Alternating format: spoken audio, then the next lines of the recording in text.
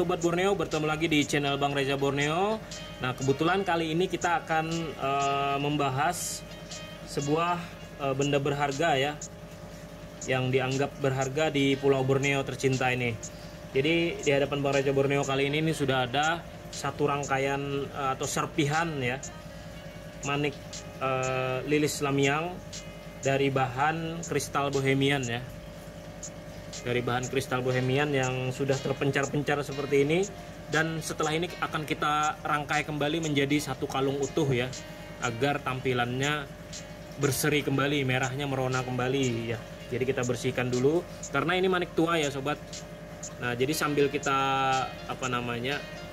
sambil kita bersihkan, ini kita akan kilas balik saja asal usul manik kristal bohemian ini dari mana ya, biar kita lebih ingatannya lebih segar seperti itu ya. Nah, jadi kristal manik kristal bohemian ini asal usulnya ya itu dari Bohemia ya.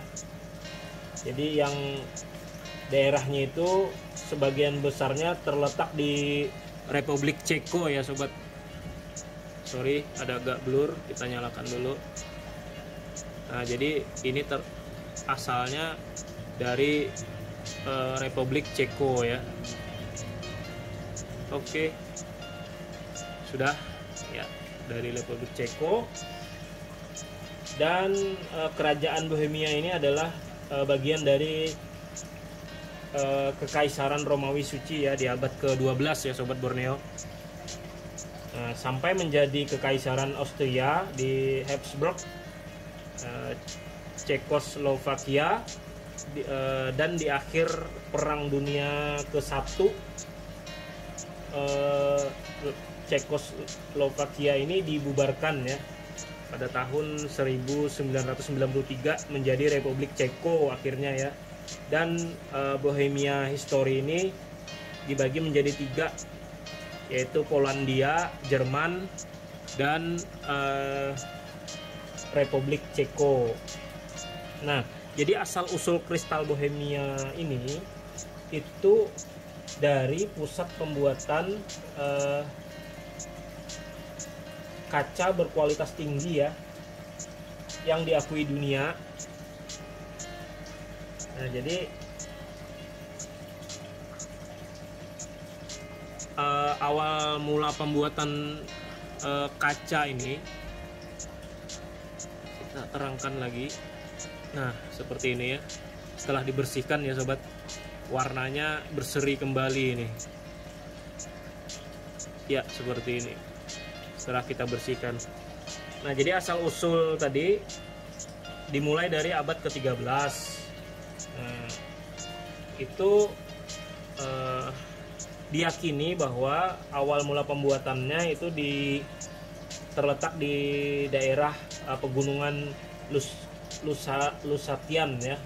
Lusatian itu di daerah Bohemia Utara. Jadi yang membuat teknik pembuatan kaca ini awal mulanya itu diyakini adalah para biarawan Benediktin dari Ordo Benediktin yang pertama mengembangkan teknik pembuatan kaca berwarna ya, untuk yang diperuntukkan untuk jendela biara ya, seperti itu ya sobat Borneo ya. Nah, lanjut pada zaman Raja Charles keempat, Kaisar Romawi, selama masa pemerintahannya itu beliau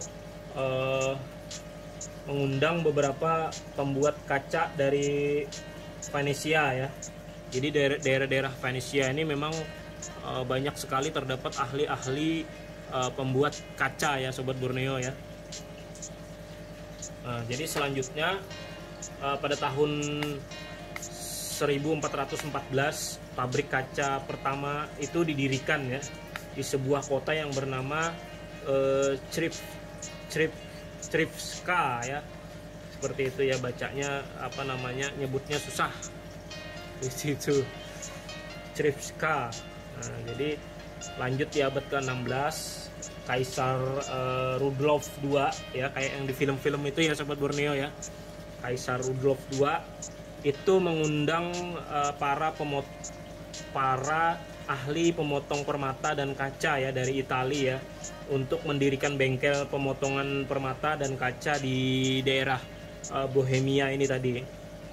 Nah, pada paruh kedua di abad ke-19, kristal Bohemia ini, Sobat Borneo ya, kok agak gelap lagi. Nah, kristal Bohemia ini diekspor ke seluruh dunia ya, dalam bentuk bermacam-macam bentuk ya. Yang salah satunya tadi souvenir, pajangan, kristal, benda-benda lainnya ya, perhiasan, termasuk manik-manik ini ya, seperti ini ya, dan peralatan lainnya. Jadi bermacam-macam bentuk ya, tidak hanya perhiasan saja yang dibikin dari kaca tadi ya. Semuanya yang bisa dibikin dari kaca nih dibikin seperti itu. Ya, cantik ya sobat ya. Nah, jadi perbedaan antara kaca biasa dan kristal itu terletak di kalau kristal dia lebih memiliki indeks bias cahayanya lebih tinggi ya daripada kaca biasa, sehingga dia menjadikan permukaannya lebih berkilau ya dan sangat jelas. Karena dia kristal Bohemia ini dibuat dengan bertimbal emas ya, seperti itu. Nah, sehingga dia sangat layak, bahan kristal Bohemia ini dijadikan perhiasan yang cukup berharga atau sangat berharga ya Sobat Borneo. Nah, jadi sampailah manik-manik ini lewat penyebarannya tadi yang kompleks tadi, penyebarannya ke seluruh dunia ya, masuk ke Pulau Borneo dengan berbagai macam jalur ya, seperti itu. Dan sampailah manik-manik ini ke suku-suku pribumi yang ada di Pulau Borneo ya, dan dianggap sangat berharga ya oleh suku pribumi ya, manik-manik ini tadi. Nah, seperti itu. Hingga manik-manik ini juga bagi suku Borneo ini tidak sekedar hanya perhiasan belaka saja sobat ya. Nah, jadi lebih dari itu sobat ya, sebagai pusaka juga, sebagai penanda status sosial juga ya, sebagai alat yang dilibatkan untuk upacara-upacara atau acara-acara ritual tertentu ya bagi suku pribumi Borneo, seperti itu, khususnya masyarakat Dayak. Jadi macam-macam upacara-upacara ritual, seperti contohnya misalkan perkawinan, kematian, kelahiran, terus upacara ritual lainnya, itu manik-manik ini pasti dilibatkan ya, seperti itu ya sobat, yang menjadi syarat juga seperti itu ya. Nah, jadi bagi suku pribumi ini sangat dianggap berharga ya, seperti itu. Nah, jadi akan kita rangkai lagi menjadi satu kalung ya, dengan bahasa lokalnya tadi lilis lamiang, dari bahan Bohemia ya, kristal Bohemia ya. Akan kita rangkai kembali menjadi satu kalung, sehingga nanti tampilannya akan lebih cantik ya sobat ya, kembali memancarkan auranya ya, yang seharusnya ada, seperti itu. Nah, jadi sayang ya, barang tua tidak kita rawat, tidak kita bersihkan, kita rawat dan kita lestarikan, seperti itu. Akan Bang Reza Borneo rangkai lagi ya dengan tambahan ini nanti ya, akan Bang Reza Borneo pasang seperti ini. Nah, seperti ini. Ini akan cakep nanti ya. Nah, kita pasang seperti ini nanti. Jadi lebih rapi dan kita rangkai menjadi satu buah kalung ya. Nah, sehingga nilainya akan lebih berharga lagi kembali, seperti itu ya sobat.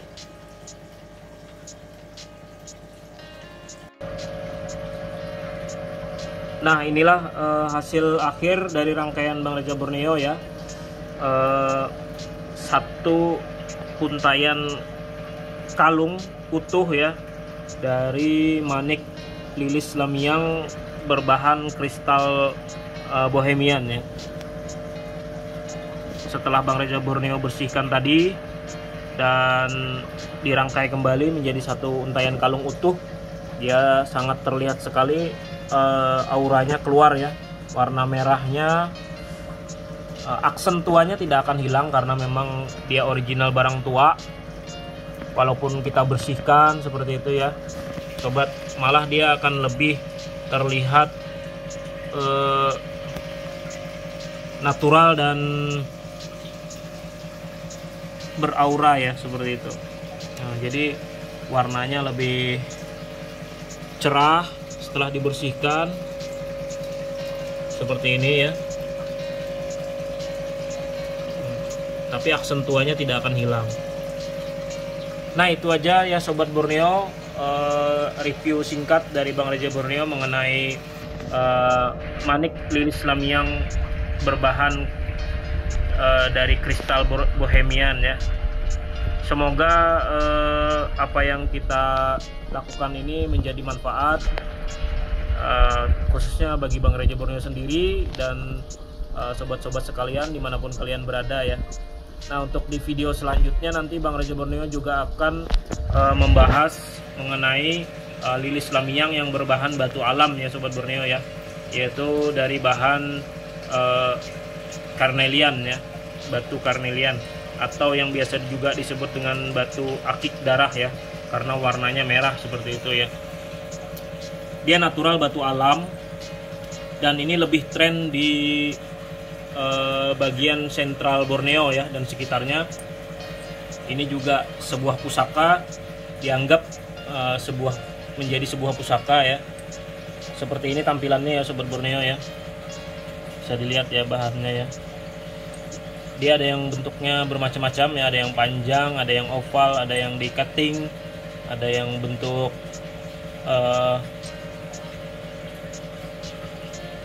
kotak ya, dan bentuk diamond seperti itu. Juga bermacam-macam bentuk ya. Nanti kita review saja di video selanjutnya karena waktunya juga sudah cukup panjang untuk membahas manik lilis lamiang yang berbahan kristal Bohemian ya. Nanti kita akan review lagi yang ini.